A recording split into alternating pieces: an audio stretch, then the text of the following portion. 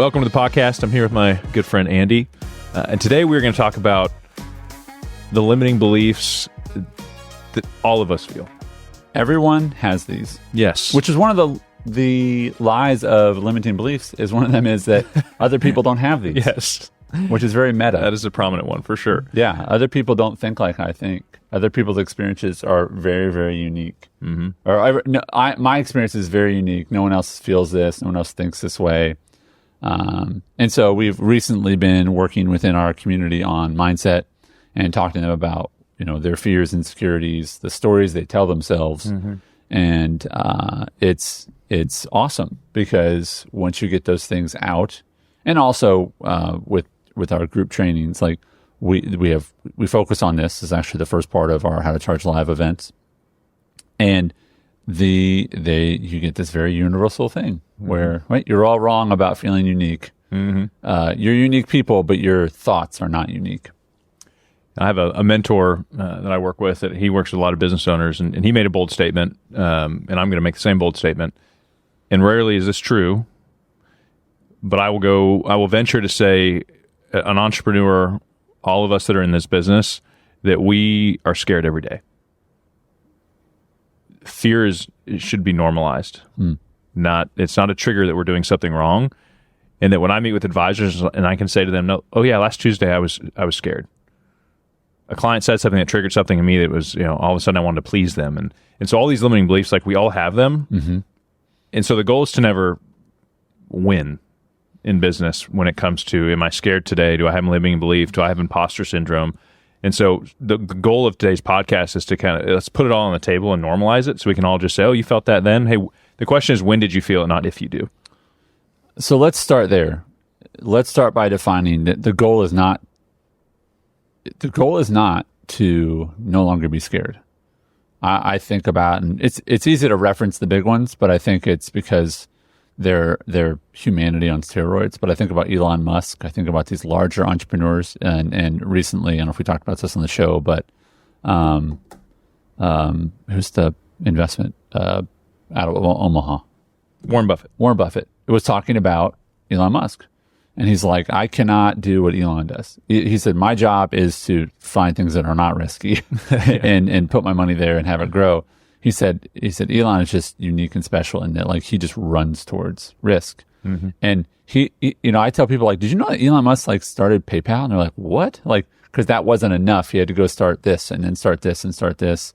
And I think that the first thing we have to establish is that the goal is not to eliminate being scared or fear. And I think about that in regards to the sort of traditional success is I'm going to have enough so I don't have to worry anymore or be scared and then do things that are not risky.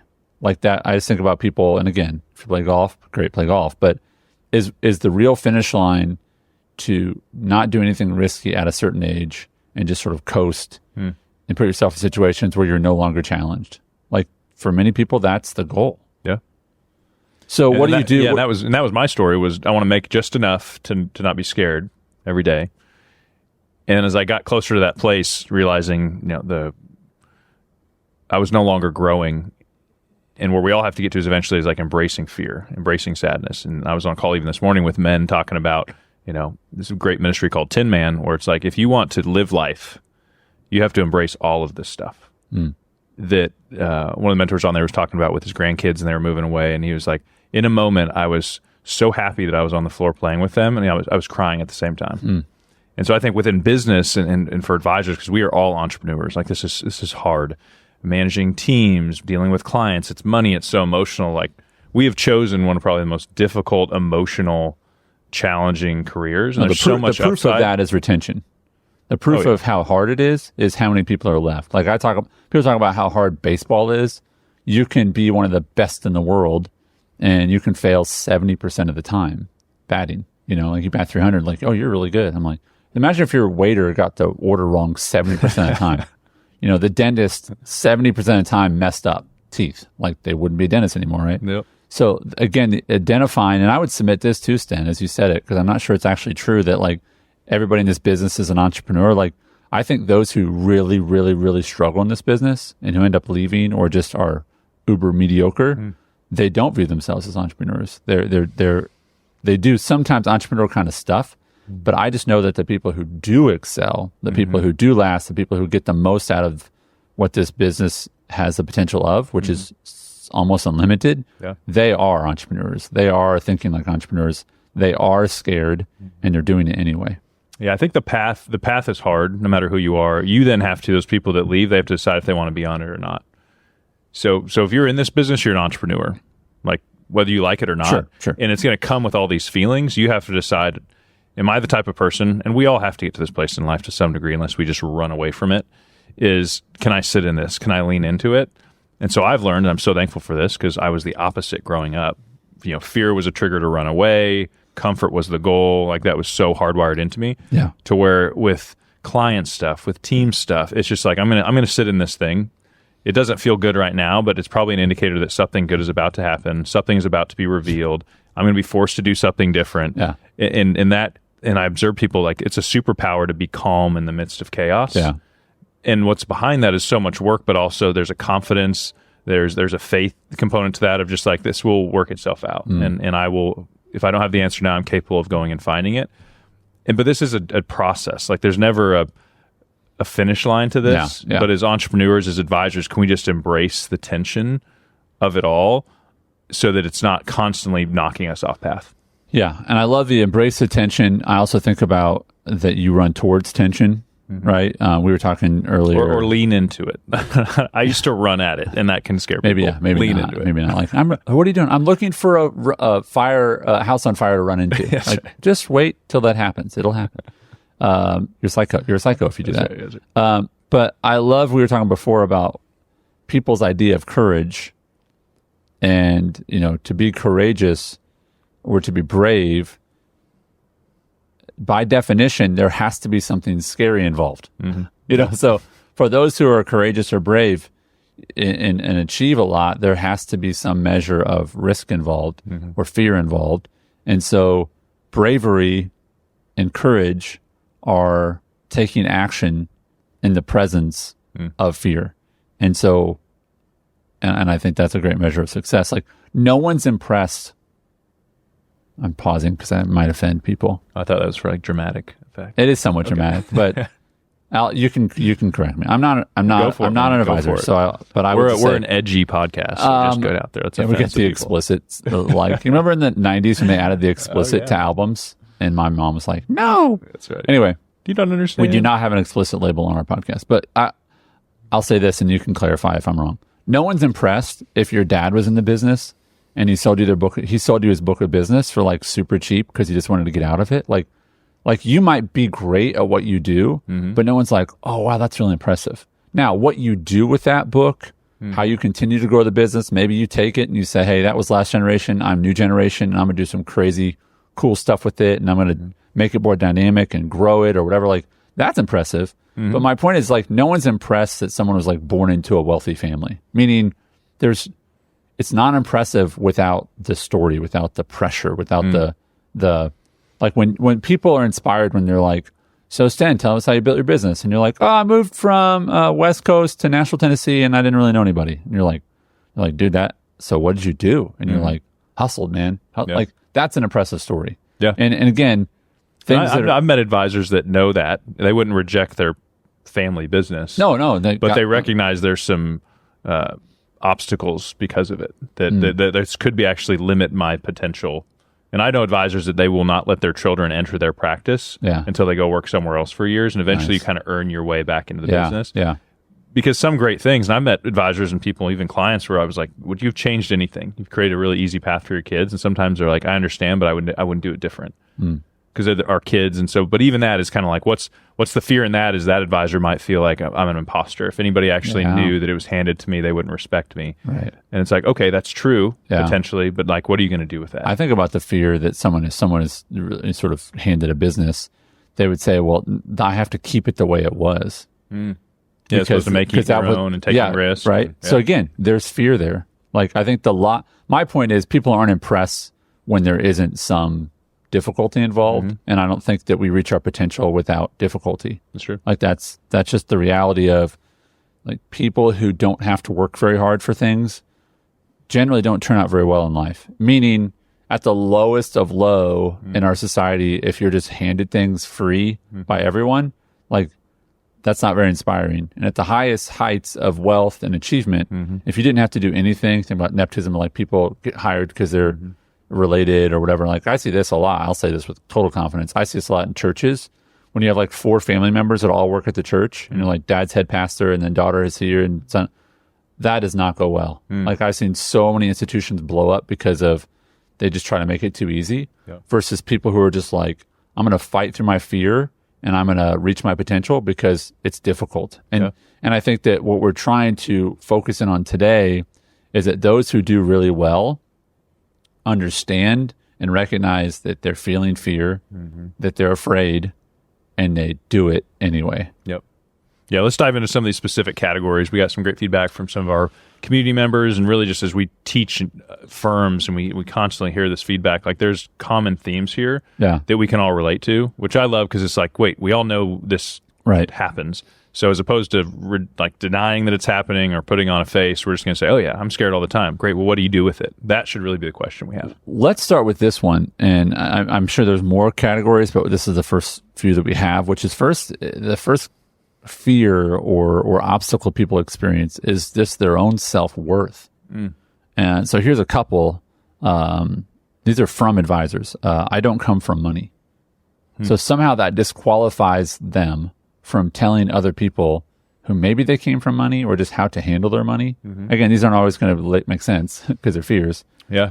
When I hear that, I hear, one, I'm not worthy of success because I didn't come from money. That's a great excuse for not having a successful practice because we look and we assume this. I had this all the time when advisors hadn't met me and they would hear about my practice or my path. They're like, he came from money. A book was given. Like you almost our heart really wants to make up a bunch of excuses why not to accept that like this other person's figured something out that I'm not, because if I agree to that, it means that they're better than me or whatever those limiting beliefs or self-doubt is.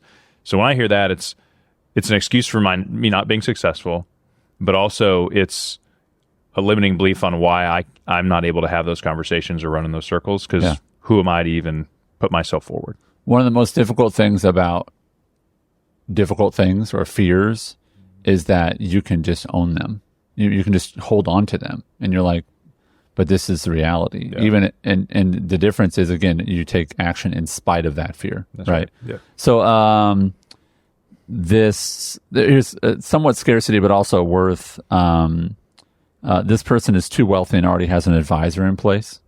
Again, the story that like, yeah, that might be true, but can you not be a better advisor than that? And wouldn't they be, if you are a better advisor, a better planner, then shouldn't you want them to be on your team? I think about this as a coach. I see we played a team this weekend, and there's like 4 kids on their team that I literally was like, please come play on my team because you guys are so good, but you're coached horribly. And they weren't having fun, and their talent, I could tell they were talented, but they just weren't coached very well. And I was like, it's not selfish. It's like, hey, you should want more clients because you're good at what you do. There's nothing wrong with that. And within this limiting belief and the emotion around this is I've met advisors before that have enough confidence to put themselves in a position to maybe have success, but as soon as there's pushback, as soon as they sense doubt from the client or are challenged, they retreat. Really? Because it was like, hey, if I get an easy yes, then I'm up for it, but my confidence cannot handle even the scent of rejection or pushback. And I know that was for me earlier in my career. I had enough confidence to ask for a meeting with somebody that was more sophisticated. But when faced in the meeting with, that doesn't make sense, that's not what somebody else said, I would acquiesce to that. It's like they're brave enough to show up for the battle, but when someone starts fighting, if you will, that they're like, I'm out. Yeah. And I think those are two different, it's a great point. It's a nuance thing. And again, I hope some of you are listening might be like, oh my gosh, that's me. Like, good. That's good you're recognizing that you're like, man, I can get it. But like the minute they resist, I just go, yeah, you're right. Yep. And for me, a big growth point within my practice is when I have higher maintenance clients or strong personalities. I work with entrepreneurs, and the good news is they're successful, but the trade-off is that like they're going to push back. Yeah. And it's kind of my personality as well. And I have to be able to sit in that. So if a client calls and says, Sten, what's going on? And I'm just like, okay, there's probably something else going on. Like, what do you mean? Oh man, that would be frustrating. as opposed to like, hey, what are you talking about? I didn't do that, because now all of a sudden I feel attacked or accused. Yeah. And what that used to trigger in me was something totally different now, where I'm like, this person's having an experience. I'm going to be professional and mature and let them vent, and I'm going to be curious. Yeah. And that's a totally different posture. I'm still feeling all the same stuff. Yep. The triggers are still deep inside of me. I'm just able to kind of grab it before it takes hold and sit in it, and let the thing play out. Yeah. I'm not under the illusion that someday any of my limiting beliefs about like, Sten, you came from nothing, nobody in your family ever had success, will ever just disappear. Yeah. Yeah. I'm just going to be like, oh, that thing's happening now. Yeah. And it's the acknowledgement of like, oh, that's here again. I mean, think about if someone came to your door, you don't want to be at your door, knock, you open the door and you go, oh, you're here again. Okay, bye. Like, you can acknowledge they're there, but you don't have to go, well, all right, come in. Yep. Let me make you some food, make yourself comfortable, That's right. hang out a while, overstay your welcome, move in with me. Yep. No, you can go, oh, you're here. All right, get out. Yep. But I think the problem is that people think that the fear will just stop showing up. Mm-hmm. And the reality is, like, the more difficult things you do, the more that they're going to show up at the front door. Yep. And you just have to go, yep, they're here again. Yep, they're here again. Yep, they're here again. Mm-hmm. But maybe you want to get more situations where fear is at the door, because then like, I'm doing scary stuff. Yeah. Right. That's good. Let's jump into another category here. Scarcity. We hear that all the time. The idea that this will cause you to cling on to whether it's poor prospects or frustrating clients because you feel like this is the only one. At times it may cause you to compromise yourself in business because you feel like you have to beat out another advisor, so you say something you usually this one right here, say. If I disagree too heavily with a client or stand my ground, they will fire me. Which is amazing, and I felt that in the past before, but whenever I leaned in, I finally realized, because this is what I would want. If I'm paying a professional that's supposed to be an expert in something, I would want them to stand their ground. I want them to have some resolve. I want them to tell me what to do and be able to sit in it. Great example. Ready? You ever go to a restaurant? I do this all the time. You do but this all the time. Here's a bad thing. Yeah, go ahead. Yeah. No, you do it. No, tell me. I've just seen you do it up. Yeah, what do I do? To where you ask them what's good. What's good? And if they're like, oh, everything, then I'm like, alarm bells. What do you mean everything is good? That means like nothing is good. Yeah. Right? Like you literally serve the product all day long, and you can't pick one or two things that are really good on the menu. Yep. And listen, I think the last time you and I were out together, was this at Dairy Queen when we were celebrating? It was not at Dairy Queen. Okay. That was it happened at Dairy Queen. She talked me out of the. That's the Blizzard flavor was. It looked great. This is the same principle. The same principle is true, but when they suggest something, and they're like, "Don't get that one," I appreciate that. Oh yeah. Or when they make a recommendation, even if it's something I don't like, it doesn't mean I'm going to take their recommendation. Like, I just want you to have an opinion. Like, I want you to show your expertise. If we have a different taste, that's fine. But like, have an opinion. Yep. People don't want to trust people that don't have opinions. Yeah. Like, what do you believe? I don't know, whatever you believe. Like, then why am I paying you? Why are we here? Yep. Like, let's just save time and minimize one of us, and that would be the person I'm paying. Oh, yeah. And one of my funniest stories early on was a $10 million prospect was selling part of a medical company. It would have been my biggest client times 3. Oh. And he asked me for a 2.5-hour meeting, I think it was. I'm sure he was busy, and he's like, let's just knock this thing out. I'm going to bring my wife, who I'd never met. And he asked for a 2.5-hour meeting, and what did I say?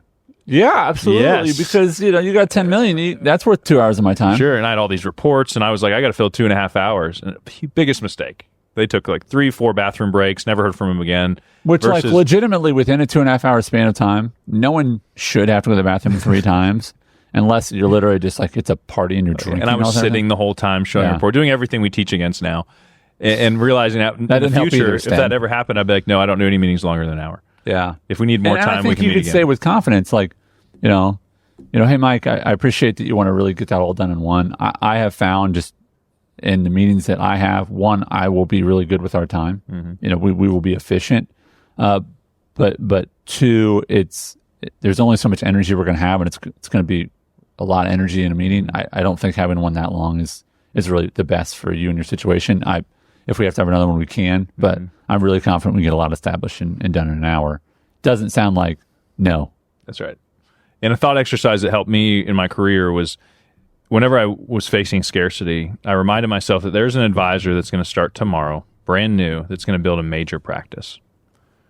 I don't know who they are yet, but like our business has been around long enough, and there continues to be very successful advisors with very exciting stories, that the thought that somehow everyone that's in the business today has cornered the market on opportunity, and like our goal is to hold on to it, would make me laugh a little bit, because I realize there's somebody starting tomorrow that will find enough business to be very successful. Yeah. So now it's up to me to go find those people. And so sit in that feeling, because scarcity can be a dangerous mindset within our business, because it impacts every decision. It causes you to kind of constrict. It causes you to settle for smaller clients. It causes you to have bad expectations, so therefore clients take more of your time. That is one that can permeate your business and your life. It makes you treat people differently. Like scarcity, if you were in abundance, and this is like our community and other advisors, and I go to conferences and we sit down and just share our best stuff with each other. Yeah. It makes the business much less lonely, more fun. Yeah. When you have advisors that think that way. Yeah. Here's one that I think is fascinating, and we'll go to a different category. They're going to think I'm just trying to get something out of them, so I better not ask them for anything. Oh. And again, I hear scarcity. I hear, what's the one you self-sabotage, right? Like they are probably gonna not want it, so I'm not even gonna ask it. Yep. Like, so you're back to where you started, which is you have nothing, That's right? But you didn't have to take the worst risk. that can happen was you're going to be back where you currently are. Right. And you just did that to yourself. That's right. Right. And again, the encouraging thing I hope that you're hearing in our words is these are obstacles. If it's an obstacle you put in your way, then it's an obstacle you can take out of your way. Right. And like, that's like, don't be hard on yourself and like, oh, I'm so bad at putting obstacles in my way. Like, well, you're better off knowing you put obstacles in your way, because then you know that you can take them out. Yep. Other people are like, no, obstacles are just there. And I'm like, no, you put them there. Yep. Like they should say, thank you for telling me that. Now I know that I can move them, versus like, oh, it's just society or the business or whatever. Yep. Right. Yep. All right. The one more I want to touch on is inferiority, that people just believe that, why would someone want to work with me because of my age? Why would someone want to work with me because of how long I've been in the business? Yeah, we get the age one a lot. Yeah.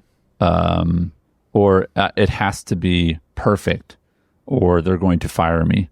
How can I be sure that I'm giving the best possible advice?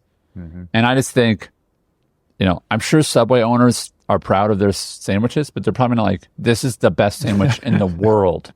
Like, no, it's just a Subway sandwich. And like, that's good enough. Like, you don't have to go, are you the best advisor in the world? Like, be humble. Say no. But are you the best advisor that person has met? Like, be that advisor. And then get after it. Yeah, for me, I reinforce this to my team, is that most of the clients we can interact with are better off with us than without us. Yes. And so, this is kind of the Gitmo term we use, good enough to move on. Like, any step is better than no action at all. And if that is a limiting belief, I think as we break that up, is like, I want everybody listening today, the whole purpose of this episode is for us to all recognize this stuff is happening. Sit with somebody, a spouse, a friend, and if you're like, I know I have these, I just can't pinpoint it, like, ask for help to become aware. In future episodes, we'll talk about like, what can we do to move those out of our way. And we're not trying to oversimplify it. Like, this stuff for me, it's deep for me personally, and there's things, again, that I will never completely move out of the way. It's just, as opposed to me tripping over it, I recognize it's there and I either walk around or move it. Yeah. And that's the superpower now, is just recognizing it and course correcting quicker. Right.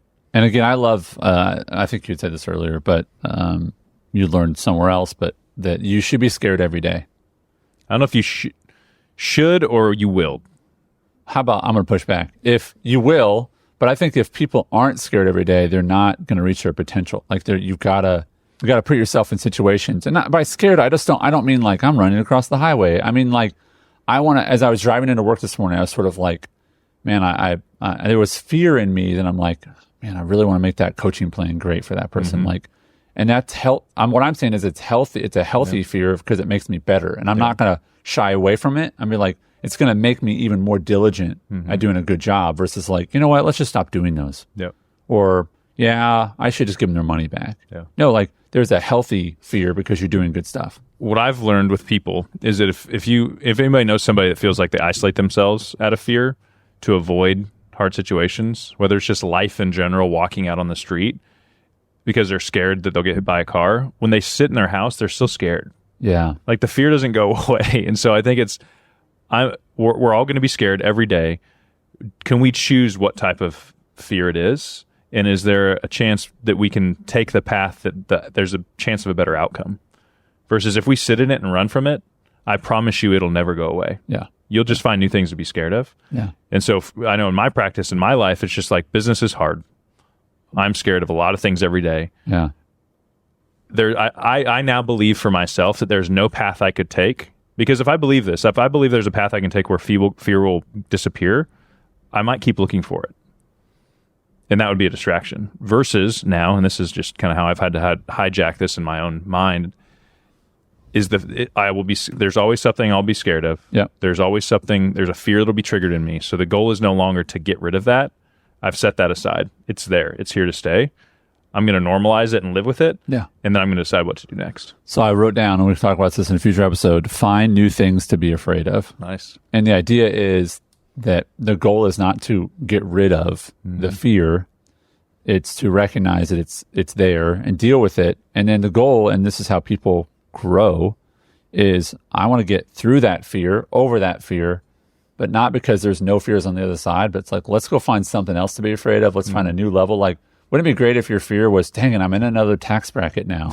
Yeah. Darn it. You know what I mean? That's right. Yeah. Like, I need better tax strategies because I'm making too much money. You're like, that's a good problem. That's right? Yeah. Right? So we're going to talk a lot more about this. A shout out to those who contributed, and we're going to get really deep into some of these, a lot of their fears. And so we hope this episode has been encouraging to you. I do want to ask very specifically, I've just been really blessed in the last, I guess, month. I've probably talked to 50 or 60 different advisors with just one-on-one calls because of our events, and we had people here and went to go speak in a few places, of just the amount of people that are listening to the show. And it's funny because I always make it awkward right away. And I just say, well, thank you for leaving a review. And they're like, I haven't. Oh. And it's funny because they know I'm trying to make it awkward. But really, we really would appreciate leaving a review. And part of that's like, we just want to know that we're doing a good job. And we know that it helps other people find the show. So thank you for listening. Thanks for leaving a review. If you haven't, please do. But we've got a lot more coming. And we always appreciate the time you spend with us. Thanks, everybody. Thanks, brother.